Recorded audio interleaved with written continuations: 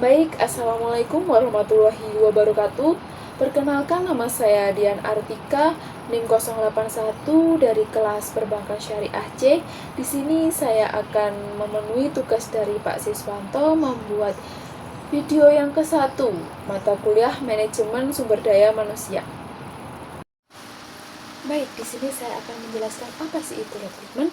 Jadi rekrutmen ini adalah sebuah proses mencari, menemukan, dan menarik sebuah pelamar untuk dipekerjakan dalam suatu perusahaan. Jadi intinya sebuah perusahaan itu mencari, menarik sebuah calon pelamar untuk diposisikan dalam sebuah perusahaan. Dan rekrutmen ini juga memiliki tujuan, yaitu untuk mendapatkan ketersediaan calon pelamar, sehingga perusahaan yang mempunyai kesempatan yang lebih besar untuk melakukan pilihan terhadap calon pekerja untuk atau yang dianggap memenuhi standar yang diinginkan. Jadi intinya rekrutmen ini memiliki tujuan untuk memenuhi kebutuhan tenaga kerja, menjamin ketersediaan talenta yang terbaik, meningkatkan daya saing perusahaan, dan membangun citra perusahaan. Nah, sekarang saya akan membahas macam-macam rekrutmen. Jadi, rekrutmen ini mempunyai dua macam.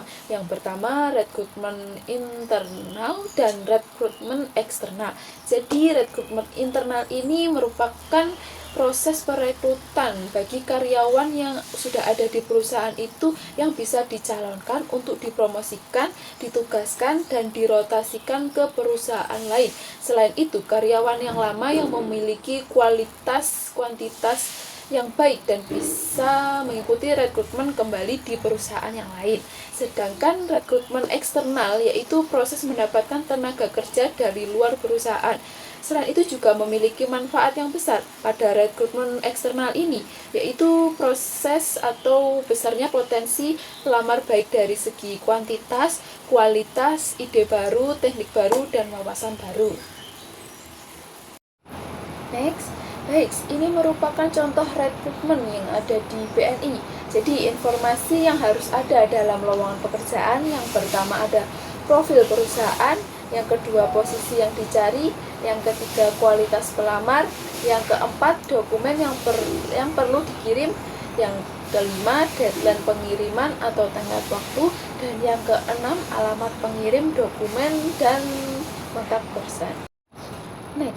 Baik, di sini adalah contoh surat lamaran pekerjaan. Jadi informasi yang ada di surat lamaran pekerjaan ini mencakup satu, nama perusahaan atau nama penanggung jawab posisi. Jadi itu sangat penting. Jika tidak ada nama perusahaan, maka gimana proses surat lamarannya ini nanti? Yang kedua, data pribadi pelamar. Data pribadi pelamar ini juga sangat penting. Jikalau tidak ada data pribadinya, nanti tidak akan lengkap surat lamarannya. Yang ketiga, kualifikasi pelamar. Yang keempat, lampiran dokumen pendukung atau sebagai pertimbangan. Jadi, lampiran dokumen pendukung ini sangat penting dan bisa memberikan peluang yang lebih besar untuk bisa lolos dalam seleksi pelamar pekerjaan ini. Yang terakhir ada kalimat penutup. Kalimat penutup ini juga penting karena bisa menyempurnakan surat lamaran pekerjaan tersebut. Di sini saya akan menjelaskan apa sih itu seleksi. Jadi, seleksi itu pada dasarnya bertujuan untuk mendapatkan tenaga kerja yang memenuhi syarat dan memiliki kualitas berdasarkan deskripsi pada pekerjaan yang dibutuhkan oleh sebuah perusahaan. Jadi, tujuannya dari seleksi ini, penerima karyawan baru adalah untuk mendapatkan karyawan yang memenuhi beberapa syarat. Biasanya syarat-syaratnya itu seperti berkualitas dan berpotensial pada perusahaan tersebut, jujur, disiplin, cakap atau cara komunikasinya itu baik dan penempatannya tepat, serta inovasi dan bertanggung jawab kepada perusahaan tersebut. Di sini ada beberapa kriteria untuk mengadakan seleksi. Yang pertama, satu, seleksi berpedoman pada analisis jabatan. Yang kedua, seleksi harus efektif dan efisien. Yang ketiga, seleksi berpedoman pada perencanaan sumber daya manusia. Yang keempat, seleksi harus memperhatikan peraturan dan ketentuan. Yang kelima, seleksi harus dilakukan secara objektif dan jujur. Berikut ini adalah langkah-langkah proses seleksi. Yang pertama, penerimaan pendahuluan pelamar. Jadi, pada tahap awal ini untuk menyeleksi pelamar, HRD mengecek dokumen dan persyaratan dari dasar pelamar. Yang kedua, tes penerimaan. Jadi, pelamar mengikuti tes, misalnya tes kemampuan diri, tes psikotes, atau tes tertulis yang diadakan sesuai kebutuhan perusahaan tersebut. Yang ketiga, wawancara seleksi.